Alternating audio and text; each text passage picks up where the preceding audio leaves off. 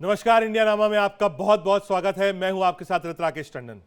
बेघर हो जाना क्या होता है, आशियाना छिन जाने का दर्द क्या होता है, सिर से छत हट जाने के बाद जिंदगी कितनी मुश्किल होती है, यह समझना है तो दिल्ली के सिविल लाइंस इलाके में जाकर देखिए, जहां खैबर पास में रह रहे हजारों परिवारों को उजाड़ दिया गया। सरकारी जमीन पर बनी अवैध बस्तियों पर एक एक कर बुलडोजर चलाया जा रहा है। बारिश के मौसम में बेबस लोग दर दर भटक रहे हैं, मासूम बच्चे बिलख रहे हैं, लेकिन किसे फिक्र है? क्या बुलडोजर चलाए जाने से पहले लोगों का पुनर्वास नहीं किया जा सकता था? रिपोर्ट देखिए।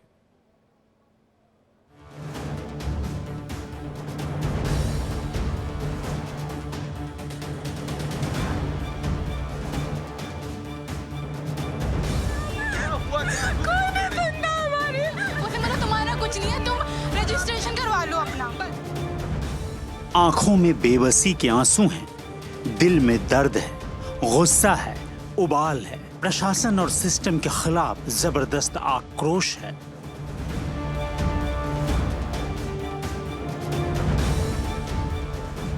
हो भी क्यों ना, जिस घर में पैदा हुए, जिस चौखट पर बड़े हुए, जहां जिंदगी का कखारा सीखा, उस घर से किसी को अचानक बेघर कर दिया जाए, सर के ऊपर से छत छीन लिया जाए, तो गुस्सा लाजमी है। कोई आगे नहीं आ रहा, ना कोई नहीं आया इतने दिनों से। हम सब धरने पे बैठे, कल पुलिस वाले उठा के लड़कियों को ले जा रहे हैं बस में। हम सब क्या करें? छोटे छोटे बच्चे, एक साल के भी नहीं बच्चे, बताओ कहाँ लेके जाए अपना बच्चे? ये गरीब परिवार किसी तरह से दो वक्त की रोटी कमाते हैं, मासूम बच्चों को पालते हैं, मजदूरी करके गुजारा करते हैं, लेकिन इनके हालातों की फिक्र किसे पड़ी है? मुफलिसों की जिंदगी का कोई मोल है क्या? गरीबों की आवाज कभी कोई सुनता है क्या? तो केवल कल रात को मेरे ब्रदर ने फोन किया कि ऐसे ऐसे वो कह रहे हैं कि यहाँ पे अनाउंस करते हुए गए हैं और ये कह रहे हैं कि 24 घंटे में खाली कर दो, हम सैटरडे को तोड़ देंगे। ठीक है। तो बस मुझे तो इस बात से घबराहट हुई कि ना तो कोई नोटिस दिया। अरे 6 महीने पहले, 1 साल पहले, चलो 2 महीने पहले कुछ तो बोलो। हाँ, अच्छा, उधर का जब तोड़ा गया था तो हाँ पूछा था पुलिस वालों से कि भाई आपके ये इधर का कुछ है? बोले पुलिस वाले कि हमें ही ऑर्डर नहीं है, हम आपको कैसे बताएं। ये कहानी है, ये आप बीती दिल्ली के सिविल लाइंस के खैबर पास इलाके में रह रहे सैकड़ों परिवारों की है। इनकी बेबसी सुनने वाला कोई नहीं। गुरुवार की रात लैंड एंड डेवलपमेंट ऑफिस के अधिकारी पुलिस लेकर आते हैं और कहते हैं कि 24 घंटे में बस्ती खाली कर दो, वरना शनिवार को बुलडोजर चलेगा। बुलडोजर की बात सुनते ही गरीब बस्ती में कोहराम मच जाता है। माँ बेटियों के पैरों तले से जमीन खिसक जाती है, जैसे आसमान गिर गया हो। मासूम बच्चे बच्चियां बिलखने लगते हैं। आखिर कहाँ जाएंगे, किधर रहेंगे, क्या करेंगे? ऐसा होता है क्या? इंसानियत नाम की चीज है कि नहीं?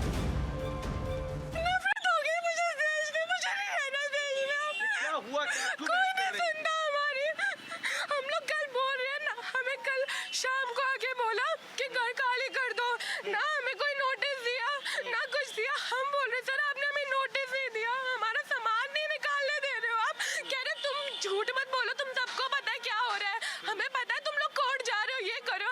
अरे कोर्ट जा रहे हो तो लड़ने तो दो, केस तो लड़ने दो, बात तो रखने दो। हमारी बात नहीं सुनता है कोई।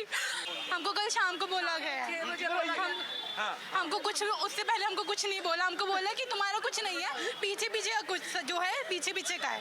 मेरे पापा ने खुद बात की, एलएनडी के जो ऑफिसर आए तो उससे पूछा है कि हमारा तो नहीं है, बीएसएस हॉल तो नहीं है, बूटा सिंह बिल्डिंग तो नहीं है। उसने बोला तुम्हारा कुछ नहीं है, तुम रजिस्ट्रेशन करवा लो अपना, बस ये बोला गया। और कल आके बोलते हैं कि हम तुमको 5-6 महीने से बोल रहे हैं। खैबर पास की इस बस्ती को देखिए, यहाँ 100-200 नहीं बल्कि करीब 1800 परिवार रहते हैं।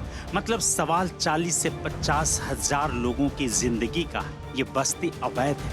कोर्ट से भी इन लोगों को राहत नहीं मिली, लेकिन लोगों का कहना है कि वो अंग्रेजों के जमाने से यहाँ रह रहे हैं। किसी को 60 साल हो गए तो किसी को 70 साल। कई लोग बताते हैं कि उनके बाप दादा के जमाने से रह रहे हैं, यहीं पैदा हुए, यहीं पले बढ़े और अचानक कहाँ जाएं? दिल्ली की ऐसी महंगाई में कहाँ छत मिलेगी? गुरुवार को नोटिस मिलने के बाद आक्रोशित लोगों ने रिंग रोड जाम कर दिया। आधी रात तक हंगामा होता रहा, लेकिन पुलिस के सामने किसका जोर चलता है। तस्वीरें देखिए, पुलिस महिलाओं को भी उठाकर ले गई और थाने में कुछ घंटे रखने के बाद छोड़ दिया। लेकिन अब बुलडोजर एक्शन का डर लोगों को खाए जा रहा है। इलाके में सिर्फ झुग्गी बस्तियां ही नहीं है, आलीशान कोठियां भी बनी है। लोगों ने अपनी पूरी जमा पूंजी लगा दी, लेकिन अब घर टूटने का खतरा मंडरा रहा है। सवाल ये है कि अवैध रूप से यहाँ इमारतें खड़ी कैसे हो गई? पहले रोक क्यों नहीं लगाई गई? हमें भी ना क्लैरिटी नहीं है क्या है। हमारे साथ की लोकेलिटी टूटी गई, वहाँ पर नोटिस लगाई गई squatters and illegal occupied residents को वेकेट करना था। हमें ये नहीं समझ में आ रहा, हम 75 ईयर्स से यहाँ रह रहे, तो हम स्क्वाटर्स कहाँ से हो गए और हम इलीगल ऑक्यूपेंट्स कहाँ से हो गए? वी हैव नो आइडिया, हमें कोई क्लैरिटी नहीं है। हम बस ये कहना चाहते हैं, माई फैमिली, हम वी वांट टू नो जो भी सिचुएशन है लैंड की, what ever the situation is, लेकिन कुछ टाइम देने का तो बनता है ना। What is this system of affairs कि आप एक दिन आपने दिया है खाली करने को। कौन अपना घर, जो बसाया हुआ घर होता है, कौन एक दिन में खाली कर सकता है? अब we are in a question कि इनका अर्जुन अवार्ड को पैक करें या हमारे बाकी डोमेस्टिक जो ज़रूरी चीज़ें वो पैक करें, मेडल्स को पैक करें या बाकी जो लाइफ इंपॉर्टेंट चीज़ें वो पैक करें। एवरीबडी यहाँ पर कोई मतलब बाकी लोग जो है, हम चाहे कुछ ना कुछ हाथ पैर मार के कहीं ना कहीं हम कुछ अपना अरेंज कर सकते हैं। यहाँ पर कितने सारे लोग हैं who do not have that, उतनी लीजर नहीं, उनका नहीं है उनके पास उतना प्रिविलेज, वो क्या करेंगे? तो व्हाट इज दिस, मतलब ये क्या, कैसी गवर्नेंस है ये अचानक से आप लोगों को इन्फॉर्मेशन मिली, इससे पहले कोई सूचना नहीं थी? हमें पर्सनली कोई सूचना नहीं है। यहाँ पर नोटिस लगी है, that is what I am saying कि वो नोटिस किसको लागू होता है, किसको नहीं है। हम कैसे हम वो सोचे कि हम इलीगल वो है या हम स्क्वाटर्स है। बस्ती में रहने वाले लोगों का कहना है कि अंग्रेजों के जमाने में यहाँ 200 अफसर कॉलोनी थी। अफसरों के घरों में काम करने वालों के लिए यहाँ सर्वेंट क्वार्टर बनाए गए थे। जो लोग यहाँ रहते हैं वो अफसरों के घरों में झाड़ू पोछा से लेकर सारे काम करते थे। अंग्रेजों के जाने के बाद आर्मी ऑफिसर यहाँ रहे, लेकिन लीज खत्म होने के बाद ऑफिसर कॉलोनी तोड़ दी गई और अब सर्वेंट क्वार्टर भी खाली कराए जा रहे हैं। स्थानीय लोगों ने लैंड एंड डेवलपमेंट ऑफिस के नोटिस के खिलाफ कोर्ट का रुख किया, लेकिन हाई कोर्ट से भी इन्हें राहत नहीं मिली। कोर्ट ने 30 सितंबर तक बस्ती खाली करने का वक्त दिया है, लेकिन लैंड एंड डेवलपमेंट ऑफिस ने बुलडोजर एक्शन शुरू कर दिया। सवाल ये है कि 24 घंटे में 40 से 50 हजार लोग आखिर कहां जाएंगे? कोर्ट के आदेश के बावजूद लोगों को वक्त क्यों नहीं दिया जा रहा? क्या बस्ती उजाड़ने से पहले इन परिवारों का पुनर्वास नहीं किया जाना चाहिए था? Bureau report, India daily.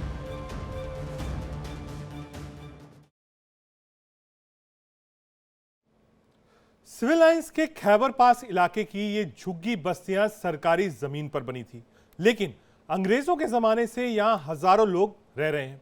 अफसर कॉलोनी में काम करने वालों के लिए ये सर्विस क्वार्टर भी बनाए गए थे, लेकिन लीज खत्म होने के बाद लैंड एंड डेवलपमेंट विभाग ने जमीन खाली करने का नोटिस दे दिया है। कोर्ट से भी गरीब परिवारों को राहत अब तक नहीं मिली है। बेबस लोग बच्चों को लेकर दर दर भटक रहे हैं। आशियाना उजड़ जाने से गरीब परिवारों के आंसू थम नहीं रहे। रिपोर्ट देखिए।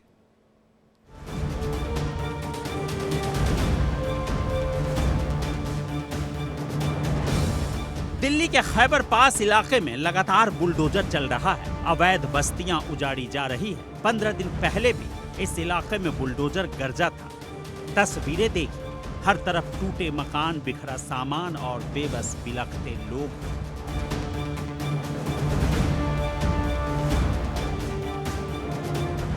इन गरीब परिवारों की हालत देखिए। इनके बच्चे पढ़ाई करते हैं, कोई बेटी 12वीं में पढ़ती है तो कोई IIT कर रही है।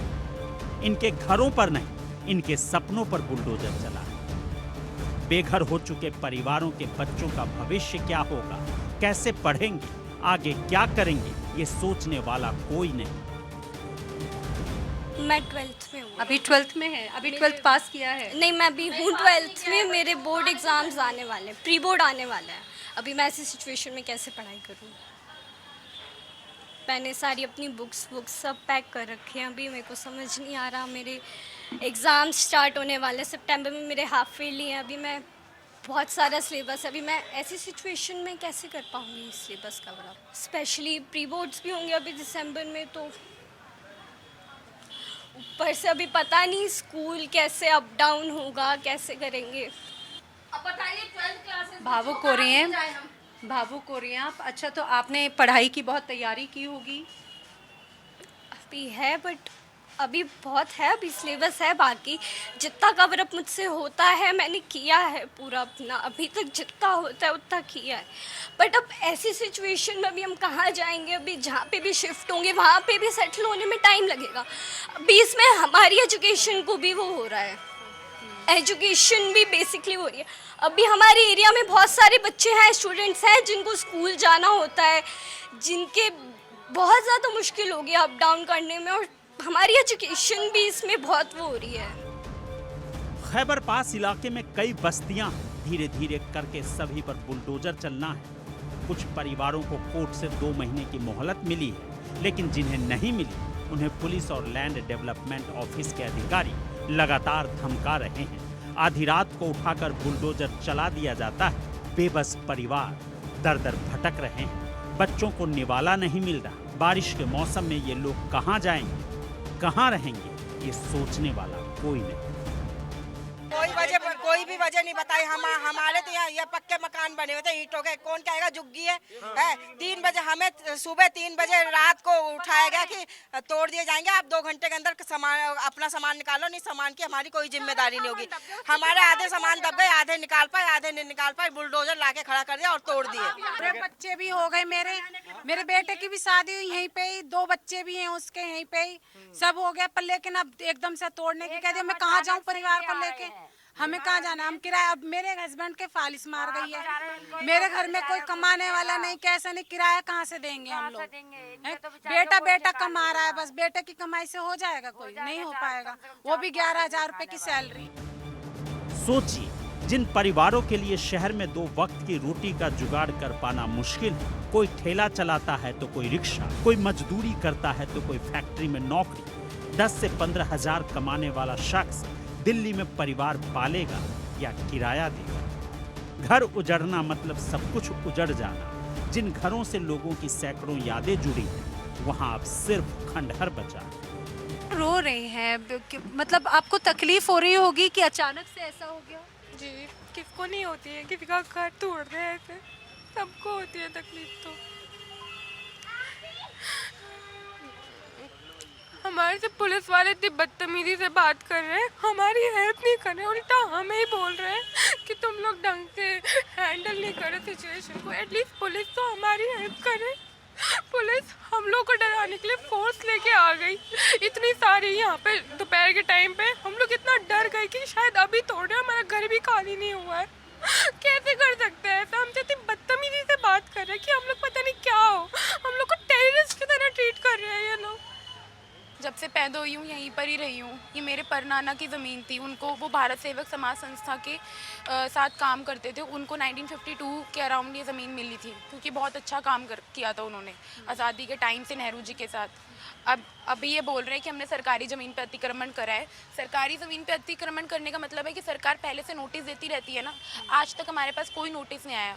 एकदम से आकर के आप एक दिन पहले 24 घंटे का वक्त भी नहीं दे रहे हो और बोल रहे हो कि खाली कर दो। कैसे खाली करते?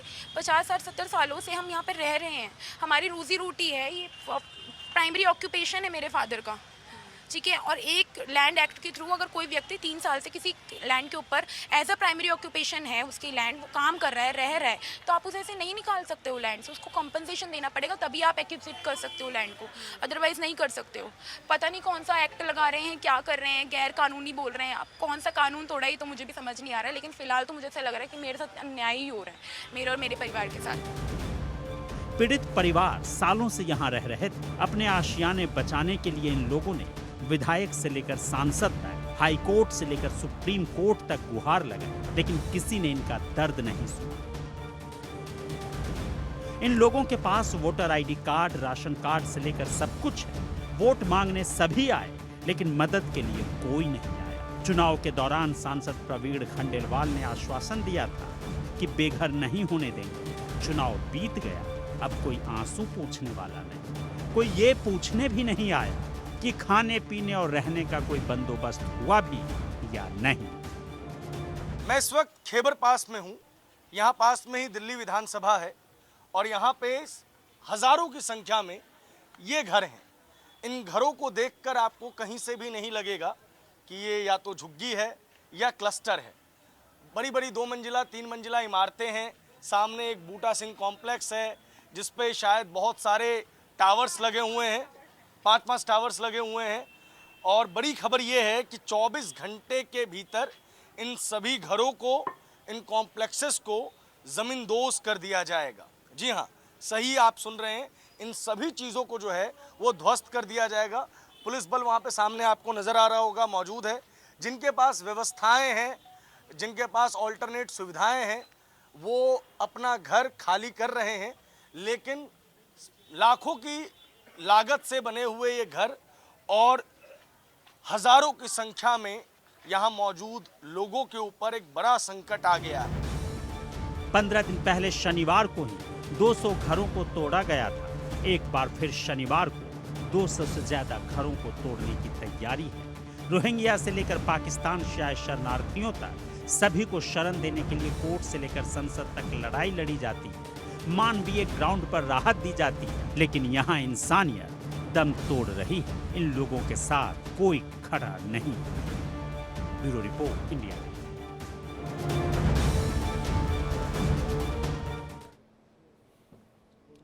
सिविल लाइंस के खैबर पास इलाके में मंदिर पर भी बुलडोजर चलाया गया, जिससे कई मूर्तियां भी खंडर में तब्दील हो गईं। यहां के एडवोकेट अवधेश शर्मा और राजेश शर्मा ने बताया कि 3 बार हाई कोर्ट में पिटीशन लगाई गई है। कोर्ट ने सोमवार का टाइम दिया है, लेकिन बुलडोजर कल ही चलाया जाना है। लैंड एंड डेवलपमेंट ऑफिस ने 33 एकड़ इलाके को खाली करने का नोटिस दिया था, लेकिन पूरे इलाके को तोड़ा जा रहा है।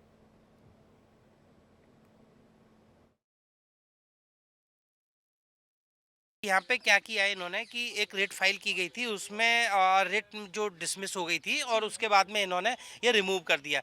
दूसरी रिट जब दूसरे कुछ लोग पिटीशन हमारे पास आए थे तो दूसरी रिट हमने फाइल किया। आज हमने मेंशन कराई थी क्योंकि हमें डायरी नंबर मिला था। Chief justice of Delhi high court में आज मेंशन कराई थी, डबल बेंच थी, बहुत रिक्वेस्ट की लेकिन उन्होंने सुनने से मना कर दिया। क्यों? बोला कि ये तो वही खैबर पास है, क्योंकि गवर्नमेंट ने उन्हें इस तरह से रिप्रेजेंट किया था कि गवर्नमेंट का ही कहना है कि खैबर पास एक ही एरिया है, जबकि मेरा ये कहना था बीएसएस हॉल अलग है। बीएसएस बोले तो भारत सेवक समाज बना हुआ है, जो पूर्व प्रधानमंत्री गुलजारी लाल नंदा जी ने उनके लिए अलर्ट किया गया था। ये बहुत पुराने समय से चला रहा है। मेरे पास में रिकॉर्ड 1988 के भी हैं और भी बहुत पुराने रिकॉर्ड्स हैं, मैंने दिखाया था। अब दूसरी बात एक देखिए, सरकार अगर इन्हें मानती है कि अनऑथराइज है, इलीगल है, तो सरकार ने बिजली का बिल क्यों दिया, बिजली क्यों दी, पानी क्यों दिया, सड़क क्यों बनाई, सीवेज क्यों बनाई? सर्वे जो DUSIB का होता है 2006 में सारी झुग्गी झोपड़ी हटमेंट्स के लिए हुआ था। उसमें कैटेगरिकली इनको पता नहीं क्यों कंसिडर नहीं किया गया, जो कि एक मेन ग्राउंड है कि मोर देन 50 हटमेंट्स यहाँ पे हमेशा एग्जिस्ट करते थे since even before the independence. अभी मैंने डॉक्यूमेंट्स भी देखे हैं, यहाँ पे 1902 से इनको अलॉटमेंट हुआ है, जो जिस जगह अभी हम खड़े हुए हैं रहने के लिए। और उसके बाद 1947, 48, 1977 हर लेवल पे इनके पास डॉक्यूमेंट्स अवेलेबल हैं जब से ये रहते आ रहे हैं। लेकिन उसके बावजूद इन्हें 2006 का जो DUSIB का सर्वे हुआ उसमें इनको क्यों नहीं कंसिडर किया गया, ये एक बहुत बड़ा विषय है। जबकि और बहुत सारे 756 के करीब जो हटमेंट्स हैं उनको कंसिडर किया गया। कुछ समय पहले हमने देखा था कि दिल्ली सरकार ने कई अवैध कॉलोनियों को वैध किया था, जी जी, लेकिन उसमें खैबर पास शामिल नहीं रहा।